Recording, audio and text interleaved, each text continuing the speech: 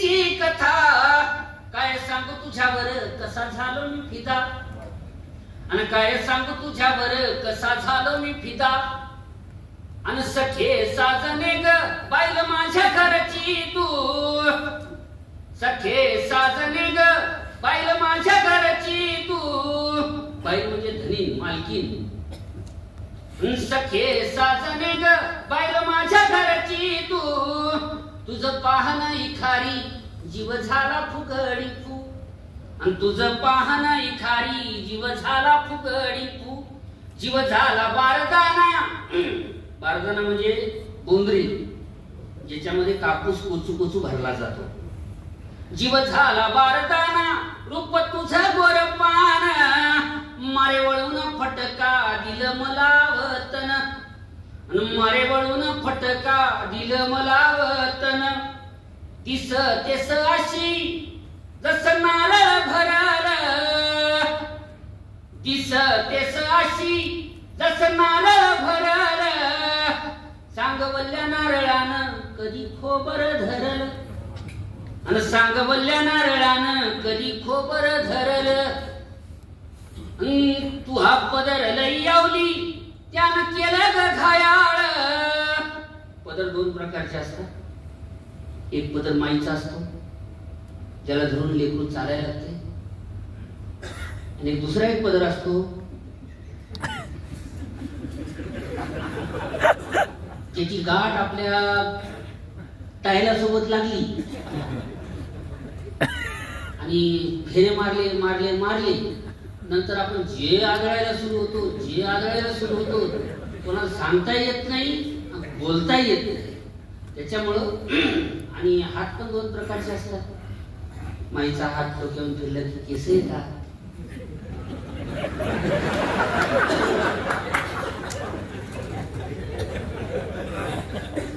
म्हणजे जावळ हो टाळू मागणं म्हणतो मी त्याला मागतात ना टाळू लहान लेकराची नंतर मग टाळूवरचे केस जायला लागतात टाळू गरम व्हायला लागते नाही खरी गोष्ट आहे की नाही सर बिलकुल बघा सहमती दर्शवणारी म्हणजे ही चांगली गोष्ट असते माझा मित्र म्हणे नारायण बायकोच्या मेकअपचा खर्च परवडणार झालाय अगं सोपं कधी ते करू नको नाही म्हणे मग बायको परवडत नाही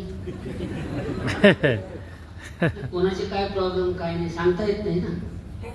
एक काही अशा कार्यक्रमात माझ्याकडे अशी रागानं बघायला लागली मी बोलत ताई काही चुकलं का नाही काय नाही चुकलं कविता नाही आवडली का नाही आवडली कविता माझ्याकडे एवढं रागानं का बघायला लागतं मी तर बाई म्हणे काय नाही म्हणे तू तोंड मला माझ्या सासू सारखं दिसायला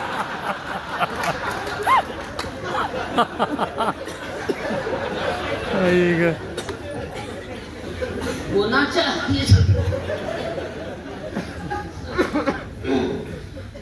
तू पदर लई आवली त्यानं केलं ग घायाळ आणि भोक मारीला साथी त्याचा बुझच नावळ तू ह्या जीवाच्या पोथीला ह्या जीवाचं वस्तर पोथी म्हणजे ग्रंथ आणि ज्याच्यात ती बांधून ठेवतात त्याला वस्त्र म्हणतात मी बायकोवर किती जरी बोललो तरी बायकोवरचं माझं प्रेम वृद्धिंगत होतं ही चांगली गोष्ट आहे आपण आपल्याच बायकोबद्दल बोललं पाहिजे दुसऱ्याच्या बायकोबद्दल नाही बोलायचं त्याच्यामुळं आपले अनुभव जे आहेत ना ते अनुभव आपण मांडले पाहिजे पण लग्नाची व्याख्या फार सुंदर आहे ही तू ह्या जीवाच्या पोथीला ह्या जीवाचं वस्तर काय सांगू सखे बाई लई वंगाळ शास्त्र आणि काय सांगू सखे बाई लई वंगाळ शास्त्र एका बेवकताला हो जी जुनी पिढी आहे त्यांनी ही गोष्ट अनुभवलेली आहे एका बेवकताला हळू सासल घेतला वर सावलीला तिचा हात हातात घेतला झाली कावरी बावरी हात सोडीत लाजली आता कापूस येचाया मी ही लक्ष्मी पुंजली बांधी मंदिराना मंदी पारा माग भेटी गाठील ते भेटायचं एकच ठिकाण होतं, मारुतीचा पार. जाय दिवा घेऊन, जाय दिवा घेऊन, ती तिकडून आणि आपण इकडून. 6 महिने दर्शनात गेले, प्रदर्शनाला वेळच भेटला नाही. एक दिवस तुझे बाबाच म्हणले, चला ताईचं लग्न आहे, जेवायला वाढायचं आपल्याला. मग उचल पत्रवळ्या, वगराळे, का नाही, ज्या गुलाबी लिफाफ्यामध्ये प्रेमपत्र लिहिलं होतं त्याच्यात आयर करून यावा लागला. असे आयर करणारे इथं भरपूर आहे. म्हणून हे पांदी मंदिराना मंदी पारा माग भेटी गाठी रे, भिगरीवाणी फिरतो या पिसा झालं तिच्यासाठी रे, दिस नाही रात नाही कयाचीच सूद नाही रे, आणि माझ्या डोळ्या